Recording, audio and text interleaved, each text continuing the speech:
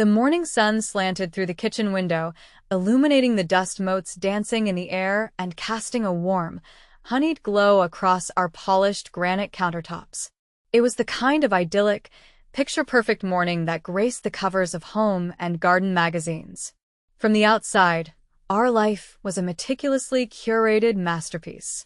My name is Eleanor Conway. I'm 39 years old, and for 12 of those years, I believed I was living in a solid, unshakable marriage.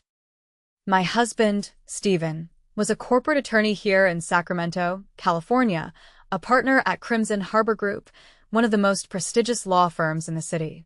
He was the kind of man who commanded a room without raising his voice, his confidence a quiet, unyielding force.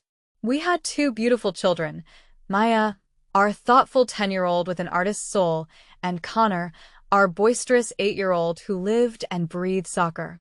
To anyone looking in, we were the perfect family, the embodiment of the suburban dream. I managed our sprawling Tudor-style home, a sanctuary of manicured lawns and cozy reading nooks, while freelancing as a marketing consultant, a career that allowed me the flexibility to be present for every school play and soccer game. That morning, I stood in the kitchen doorway, a steaming mug of coffee halfway to my lips, the rich aroma of dark roast filling my senses. The house was quiet, the kids already at school. Stephen was in his home office down the hall on a call. He'd started taking more calls from home lately, even on days he was supposed to be in the office. I didn't think much of it, just another symptom of his demanding career. But this time, he'd left the speakerphone on. His voice, usually so measured and professional, drifted down the hallway, casual and confident. "She's too trusting to notice," Stephen said, and a cold dread began to seep into my bones, chilling me far more than the morning air. I froze, my hand trembling so violently that hot coffee sloshed over the rim of my mug, scalding my fingers. I barely felt the pain. "I'll paint her as unstable and get full custody," he continued, his tone as detached as if he were discussing a legal strategy for a client. "The plan is already in motion. Don't worry, Mark. By Christmas, this will all be over." Mark, his brother. My coffee mug slipped from my numb fingers, shattering on the hardwood floor. The sound echoed in the sudden, deafening silence from the office. I didn't move. I couldn't. Each word he had spoken was a shard of ice piercing my heart, shattering the beautiful, fragile illusion of my life. 12 years. 12 years of shared dreams, of raising children, of building a home. And it was all a lie. "The plan is already in motion. By Christmas, this will all be over." The words replayed in my head, a cruel, relentless loop. My name is Eleanor Conway. I'm 39 years old, and for 12 years, I had believed I was living in a solid marriage with my husband, Stephen. Now, standing there amidst the shards of my favorite mug and the puddle of cooling coffee, I knew I was living with a stranger, a monster. But standing there in my own kitchen, listening to my husband discuss my destruction like a legal strategy, I realized how wrong I'd been about everything. The late nights at the office, the weekend conferences that seemed to multiply recently, the way he'd started looking at me like I was a stranger. It all suddenly made horrifying sense. The late nights, he claimed, were for crunching deadlines on a big case. The weekend conferences in San Francisco and Lake Tahoe. The way his eyes would skim over me during dinner, his attention glued to the glowing screen of his phone. I had dismissed it all as the stress of a high-powered job, the burden of a man providing for his family. I had made excuses for his distance, for his lack of affection, for the slow, creeping coldness that had settled between us. I had told myself that all long-term marriages went through phases, that the passion would return once the latest merger was complete, once the kids were a little older. What a fool I had been. What Stephen didn't know was that I was never as naive as he thought. In fact, I'd been watching him more carefully than he realized. For months, I'd noticed the small changes. Stephen used to text me when he'd be late, a simple running behind, save me some dinner that let me know he was thinking of me. But lately, he just assumed I'd wait. He used to ask about my day, about my consulting projects, about the funny thing Connor said at the park. But now, he barely looked up from his phone during dinner, his thumbs moving silently across the screen. Most telling of all, he'd started talking about Maya and Connor's future in ways that didn't include me. When the kids are older, they'll understand why Daddy had to make difficult choices, he'd said just last week, a strange, sanctimonious look on his face. At the time, the phrasing had sent a shiver of unease down my spine. It felt rehearsed, performative. Now I understood. Those difficult choices were his premeditated steps to erase me from our children's lives. The casual cruelty in his voice as he discussed stealing my children made my hands shake with a fury so intense it threatened to consume me. But even as rage flooded through me, a cold, calculating part of my mind was already working. Stephen thought he was the only strategic thinker in this marriage. He had always treated me with a sort of fond condescension, the brilliant lawyer and his charming, slightly scattered, creative wife. He was about to learn otherwise. He was about to learn that hell hath no fury like a mother protecting her children. I set down my coffee mug with deliberate care and walked quietly back to my office. The first tear escaped, then another, hot tracks of betrayal on my cheeks. I let them fall for a moment, a brief, silent eulogy for the man I thought I had married and the life I thought we had. Then, I wiped them away. There would be time for grief later. Now was the time for war. Opening my laptop, I created a new folder on my desktop and labeled it simply, Evidence. Then I picked up my phone and started researching private investigators in Sacramento. Stephen wanted to play games with our family's future. He had no idea what he'd just started. The next morning, I sat across from Detective James Morrison in a small cafe downtown, choosing a location far from Stephen's usual haunts. Detective Morrison was in his 50s, with graying hair and sharp, intelligent eyes that seemed to catch every detail. He'd come highly recommended by a colleague whose own divorce had revealed her husband's affair. "Tell me what's happening," Detective Morrison said, pulling out a small notepad. His voice was calm, reassuring. I took a deep breath and explained the conversation I'd overheard, the changes in Stephen's behavior, and my growing suspicions about his secretary, Vanessa Torres. She was 26, fresh out of paralegal school, and had started working at Crimson Harbor Group about 8 months ago, right around the time Stephen's behavior began shifting. "Do you have any concrete evidence of an affair?" Detective Morrison asked. "Not yet," I admitted. "But I have a feeling there's more going on than just infidelity. Stephen mentioned moving money and painting me as unstable. He's been working on this plan for over a year, according to what I heard." Detective Morrison nodded grimly. "Financial manipulation in divorce cases is more common than people think. If your husband is planning to claim you're unfit, he's probably building a paper trail to support that narrative. We need to document everything before he can execute his plan." That conversation was the beginning of my new reality. I lived a double life. To Stephen and the children, I was the same loving, slightly frazzled wife and mother.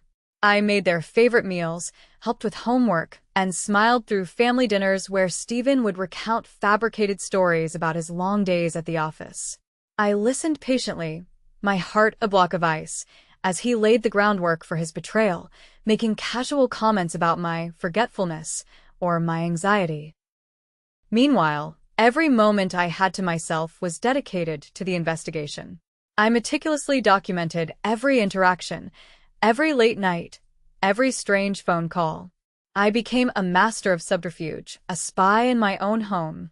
I learned to read the subtle shifts in his mood, the flicker of guilt in his eyes when he thought I wasn't looking. 3 weeks into my secret investigation, Detective Morrison called with the first major breakthrough. "We've got hotel receipts," he said, his voice tight with professional excitement. "Your husband has been staying at the Fairmont Hotel downtown every Tuesday and Thursday for the past 2 months. The reservations are in his name, but there's a pattern of room service for 2. A few days later, he had more. We have him on security footage. He's with a young woman matching Vanessa Torres's description." The confirmation of the affair was a sharp, painful blow, but it was also a validation. I wasn't going crazy. My instincts had been right. The evidence kept piling up. Detective Morrison, with the help of a forensic accountant, uncovered a web of deceit that was far more sinister than a simple affair. He's moved almost $200,000, Detective Morrison told me over a crackling phone line. 3 separate offshore accounts opened over the past 14 months. He's been systematically transferring money from your joint savings and his business account. $200,000. Money we'd saved for the children's college funds, for our retirement, for the family vacations we'd never take. Stephen had been stealing from his own family while planning to take my children away from me. Then came the most chilling discovery of all. He's been meeting with a psychiatrist, Dr. Patricia Webb, Detective Morrison revealed. She specializes in custody evaluations. The meetings aren't documented as official consultations, which suggests he's been coaching her on what to look for when she eventually evaluates you. The scope of his deception was breathtaking. He had been planning this for over a year, methodically building a case against me while I'd been living my life completely unaware. But Detective Morrison wasn't finished. "Eleanor," he said, his voice unusually grave, "we've uncovered something that changes everything. Stephen hasn't just been moving money. He's been working with someone at his firm to manipulate his income reporting." My blood ran cold. "What do you mean?" "He's been artificially reducing his documented salary and bonuses to minimize potential alimony payments. But here's the interesting part. The money he's been hiding isn't going into personal accounts. It's being funneled through a complex series of transfers that suggest money laundering." I sat down hard on the basement steps, surrounded by Christmas wrapping paper and ribbon. Money laundering. Stephen. It gets worse. Some of the client accounts he's been managing show irregularities that suggest he's been skimming funds.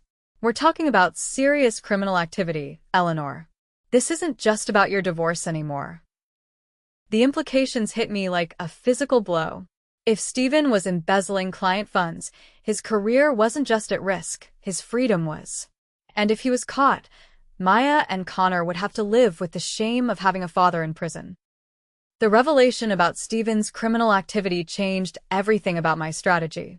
Detective Morrison introduced me to Catherine Walsh, a criminal defense attorney who specialized in white-collar crime.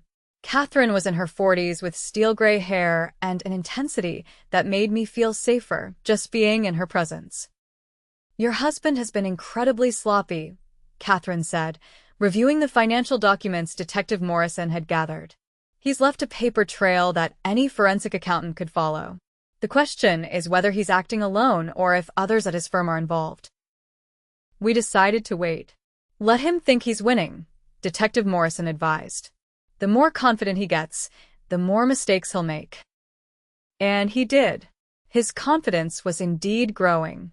He'd started leaving his phone unlocked around the house, apparently secure in the belief that I was too naive to check it. During one of his weekend conferences, I photographed dozens of text messages between him and Vanessa. The conversations ranged from sickeningly romantic to coldly strategic discussions about our divorce timeline. By February, Eleanor will be out of the picture. Stephen had texted Vanessa just 3 days ago. The kids will adjust quickly, and we can start fresh. Vanessa had responded with heart emojis and a message that made my stomach turn. "I can't wait to be their new mom. I'll be so much better for them than she ever was." The audacity was breathtaking. This woman, who'd never changed a diaper or sat through a school conference or held a sick child through the night, thought she could simply replace me in my children's lives. But her arrogance was also useful. Detective Morrison explained that family courts looked very unfavorably on parents who brought their affair partners into custody discussions before the divorce was even filed. On January 15th, exactly 3 months after I'd first contacted Detective Morrison, everything came to a head in a way that even my darkest fantasies couldn't have imagined. I was at home with the children when my phone rang. Catherine Walsh's name appeared on the screen, and my heart immediately began racing. "Eleanor, it's happening today," Catherine said without preamble. The FBI is moving on Stephen and several others at his firm within the hour. Are you somewhere safe with the children? I looked around our living room, where Maya was working on a puzzle and Connor was reading a book about dinosaurs. Safe seemed like a relative term when your husband was about to be arrested for federal crimes. We're at home, I said. Should we leave? No, stay put. The agents will likely come to the house to search for evidence, but you and the children aren't in any danger. This is actually the best-case scenario for you.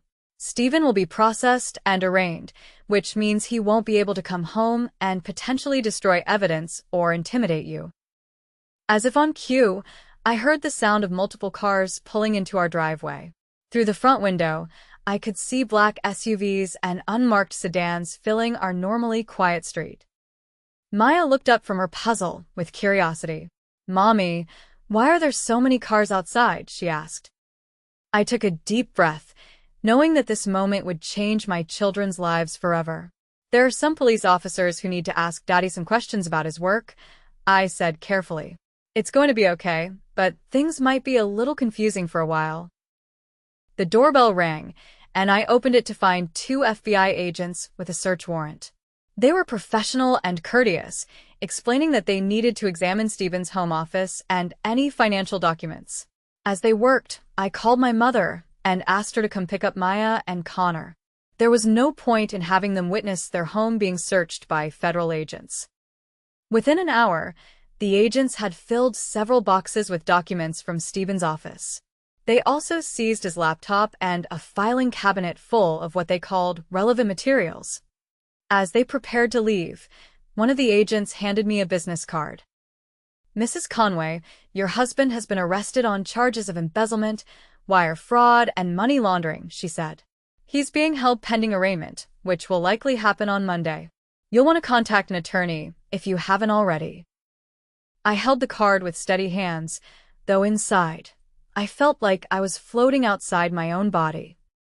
The arraignment hearing was scheduled for Monday morning, and Catherine Walsh had arranged for me to attend as an observer. I wanted to see Stephen's face when he realized how completely his world had collapsed. The courthouse was buzzing with reporters and curious onlookers. Stephen's arrest had become a major story in Sacramento. A prominent attorney brought down by his own greed made for compelling headlines. As I sat in the gallery with Catherine, I spotted several of Stephen's colleagues from Crimson Harbor Group, looking shell-shocked and worried about their own potential involvement. When Stephen was let in, wearing handcuffs and jail-issued clothing, he looked like a completely different person from the confident man who'd planned to paint me as unstable. His hair was disheveled, his face pale, and his eyes darted nervously around the courtroom. When his gaze found mine, I saw something I'd never seen before: genuine fear. The charges were read aloud: embezzlement of client funds totaling $450,000, wire fraud, money laundering, and conspiracy. Each count carried potential prison sentences that added up to decades behind bars. Vanessa Torres stood at a separate podium, facing identical charges. Her designer suit was a stark contrast to the gravity of her situation. When the judge asked about bail, the prosecutor argued that both defendants were flight risks, given the evidence of offshore accounts and hidden assets. Bail was set at $2 million each, an amount that Stephen's frozen assets couldn't cover. As Stephen was led away, he turned back one more time to look at me. This time, I met his gaze directly and smiled. For 12 years, I'd been the trusting wife who believed in our marriage. Now, I was the woman who'd brought down his entire criminal enterprise with patience, intelligence, and the help of professionals who knew how to build an airtight case. Within a week of Stephen's arrest, my divorce attorney filed papers that made his custody dreams impossible. With Stephen facing federal charges and potentially decades in prison, the family court proceedings became a formality. I was awarded temporary full custody of Maya and Connor, along with control of all marital assets that weren't frozen as evidence in the criminal case. The irony was perfect. Stephen had spent over a year moving money and building a case to prove I was an unfit mother, but his own criminal behavior had given me everything he'd tried to take away. The house he'd planned to claim was now mine. The children he'd wanted to steal from me would grow up, knowing their father chose greed over family. Looking back at the woman I'd been 3 months ago, worried about my marriage, but too afraid to confront the truth, I barely recognized her. Stephen had tried to destroy that woman, but instead, he'd created someone far more dangerous, a mother with nothing left to lose and everything to protect. As I tucked Maya and Connor into bed that night, listening to their laughter and knowing they were safe from Stephen's manipulations, I realized that sometimes the best revenge is simply letting someone's own choices destroy them. Stephen had planned my downfall with meticulous care, but his arrogance and greed had ultimately written his own ending. In trying to prove I was too trusting to notice his deception, he'd created the very woman who would bring about his complete destruction.